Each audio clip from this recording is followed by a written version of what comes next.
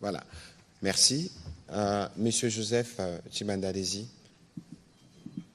Merveille Hassan, il se prépare. Alors, la première question, c'est au ministre de la Santé. Après 3 mois d'Ebola, quel bilan dressez-vous de la riposte? La deuxième, c'est à la Mineta. Hormis ce que vous avez énuméré, quels défis restent à relever pour assurer une bonne rentrée scolaire? Et puis, la deuxième question, la dernière d'ailleurs, dans les zones rouges et oranges, comme vous veniez de le dire, au cas où les dispositifs que vous avez évoqués ne réussissaient pas, quel mécanisme compterez-vous mettre en place pour ne pas nous amener à une année scolaire blanche? Voilà. Monsieur le ministre. Alors, c'est difficile de vous répondre en une seule phrase parce que je viens d'exposer tout ce qui s'est passé en 3 mois.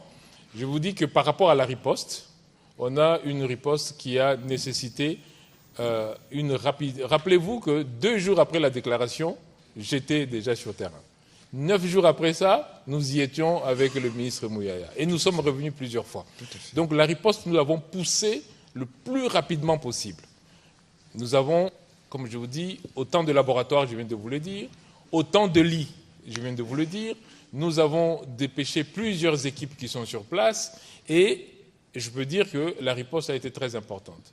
Cependant, j'ai commencé par dire que ce virus nous a appris beaucoup de choses. Une des choses qu'il nous a apprises, c'est qu'il n'est pas comme Ebola Zaïre. Il est plus contagieux du fait de ces signes qui sont des signes légers. Mais ça reste un virus Ebola qui tue. Et donc, à cause de ça, le nombre de cas est très élevé. Je viens de vous dire qu'on a en 3 mois 5000 cas. Et que Ebola Zaïre, en 3 mois, alors qu'il n'y avait même pas de riposte, n'a même pas fait le dixième de ça. Ça montre que ce sont 2 virus qui se comportent différemment. Donc ça, c'est des apprentissages de ces virus. Donc ils tuent moins, mais se contaminent plus. Et on a l'impression que pour l'instant, il est vraiment cantonné dans une grosse zone de l'Ituri, même si on a des cas qu'on note dans certaines autres provinces. Voilà. Madame la Mineta. Merci beaucoup. Alors, concernant les défis et ce qui reste à relever, alors évidemment, il y a la question de logistique. Nous sommes à 2 semaines de la rentrée, un peu moins, que l'on doit mettre en place ce dispositif. Donc l'ensemble des écoles, d'abord des équipes au niveau national sont en train de travailler. Alors tout de suite, quand ils ont reçu l'instruction qu'ils devaient mettre en place le dispositif d'enseignement à distance, ils sont tout de suite partis à imaginer 6 mois. Alors imaginez, si préparer des ressources pédagogiques avec la radio sur 6 mois, en 1 mois, c'est absolument impossible.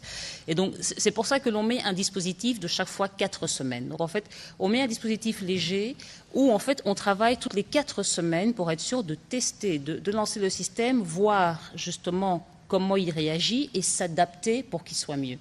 Donc à la limite, ce sera beaucoup mieux, plus de temps on aura pour pouvoir installer cet enseignement à distance. Mais évidemment, nous ne voulons pas. Nous voulons que très rapidement, grâce à la vaccination, que cela s'arrête, que pour que les choses puissent reprendre leur cours normal. Donc la programmation, les équipes sont actuellement au travail. Elles sont en train d'assurer de préparer les feuilles que les enfants doivent suivre avec les radios. Donc c'est énormément de travail, on va dire, technique pour pouvoir produire ça. Les ressources sont mises à disposition par le ministre de la Santé, ce qui permet de confirmer qui va mettre à disposition les ressources. Et confirmer. Et pour que l'on puisse le faire. Donc c'est vraiment dans son travail logistique. Alors, qu'est-ce qui arrive si ça ne réussit pas? Mais en fait, l'enseignement à distance est tel qu'il est fait pour réussir. Parce que, comme je vous l'ai dit, l'enseignement à distance est devenu un dispositif complémentaire à l'enseignement normal. Donc, ce n'est pas comme à l'époque de Covid, où, au fait, on s'est retrouvé imposé de fermer les écoles et on n'était pas préparé du tout. Et surtout, on n'avait pas de légalité à mettre en place l'enseignement à distance. Donc, au final, on fermait les écoles en disant juste que cette pandémie s'arrête vite, comme ça, on revient à la normale. Non, grâce à l'arrêté de février 2025, maintenant, c'est un dispositif tout à fait normal, que l'on peut mettre en place, mais qui est prioritaire pour les enfants qui sont déplacés, pour les zones qui sont face aux maladies ou au changement climatique ou en guerre, etc. Donc c'est un dispositif normal. Ebola nous permet ici de le tester, et donc il va permettre aux enfants de... En fait, grâce à ça, les enfants ne pourront... il n'y a pas le risque d'avoir cette année blanche pour eux, parce que le dispositif est fait pour que ce soit tout à fait adapté. Évidemment, le risque, donc ça c'est la partie pédagogique. Le risque, par contre, est sanitaire. C'est-à-dire qu'il faut effectivement arrêter l'épidémie, parce que, bon, pour aller par exemple dans le dispositif léger, les enfants ou le tuteur doit quand même passer à l'école, récupérer les feuilles.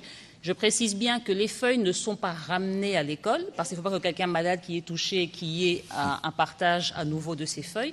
Les enfants les gardent, travaillent à la maison sur leur cahier à côté, et ce sera travaillé avec l'enseignant selon une programmation précise pour éviter que l'on ait un flux d'individus. Donc on est vraiment en train, pour nous c'est un double objectif, s'assurer que les enfants continue l'école, en tout cas, à apprendre les savoirs essentiels malgré l'épidémie, et puis de s'assurer, de tester que l'enseignement à distance est bien le dispositif qui va les aider. Donc il n'y a a priori, à moins que cette épidémie commence à prendre des dimensions incroyables, mais on ne pense pas avec les mesures qui sont prises. D'un point de vue pédagogique, par contre, le système est préparé pour ça.